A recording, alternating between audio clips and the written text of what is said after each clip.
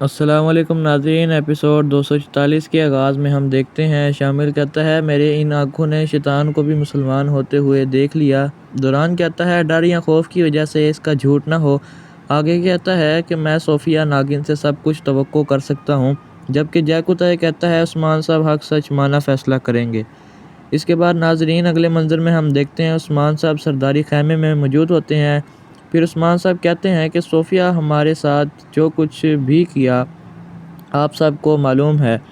اب وہ کہہ رہی ہے کہ وہ ایمان لے آئی ہے اور مسلمان ہو چکی ہے۔ آپ سب بتائیے کہ آپ سب کی اس کے بارے میں کیا رائے ہے۔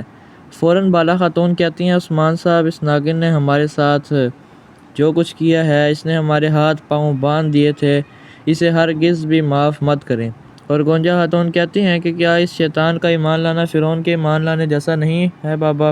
اگر اس نے پھر سے جھوٹ بولا اور نئی سازشیں کرنے لگی تو پھر ہم کیا کریں گے؟ ترگت غازی کہتے ہیں فرعون کو توبہ کی توفیق ملی مگر ایمان کی دولت نصیب نہیں ہوئی، یہ مختلف ہے عثمان صاحب۔ علاء الدین کہتے ہیں کہ سردار اگر ایک طرف سے ہم دیکھیں تو ہم نے صوفیہ کی زبان سے سعادت کا کلمہ بھی سن لیے ہے۔ پھر بالا خاتون کہتی ہیں کہ میں جانتی ہوں یہ ناگن پھر سے اپنا چال چلے گی۔ یہ سن کر آگے عثمان صاحب کہتے ہیں لیکن آپ سب جانتے ہیں کہ رسول اللہ صلی اللہ علیہ وآلہ وسلم کی سنت ہے، ہم اس ناگن کا دل چیر کر تو نہیں دیکھ سکتے، صوفیہ کی نیت خالص ہے یا نہیں یہ صرف ہمارا رب جانتا ہے۔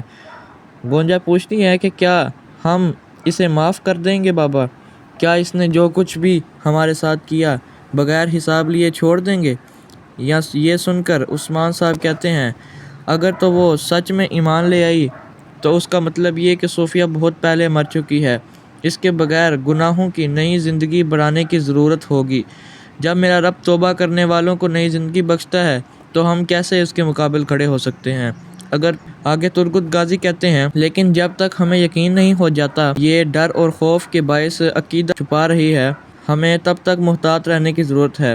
عثمان صاحب کہتے ہیں ہاں بالکل ایسا ہی کریں گے، یہ سچ کہہ رہی ہے یا جھوٹ کہہ رہی ہے آخر میں ہم جان لیں گے، لیکن تب تک وہ زندان والے خیمے میں رہے گی، وہ اسلامی قوانین کے مطابق زندگی گزارے گی۔ اتنے میں ہی برہان وہاں پر پہنچتے ہیں اور کہتے ہیں سردار آپ کے حکم کے مطابق تمام سرداران پہنچ چکے ہیں۔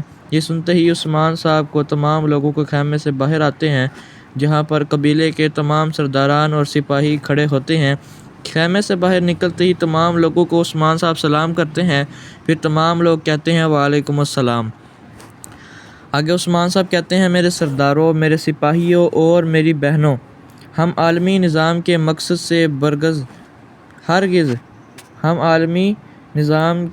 سے ہرگز پیچھے نہیں ہٹے۔ ہم نے جہاں میں کسی مظلوم کا آنسو دیکھا ہم نے اسے اپنے دل کا بوجھ سمجھ کر ہلکا کیا، ہم نے اس کی طرف مدد کا ہاتھ بڑھایا۔ اللہ کا شکر ہے کہ ہم نے بہت سارے کافروں کو زبر کیا اور بہتوں سے زیر ہوئے، لیکن ہم جہاد سے ہرگز بھی پیچھے نہیں ہٹے۔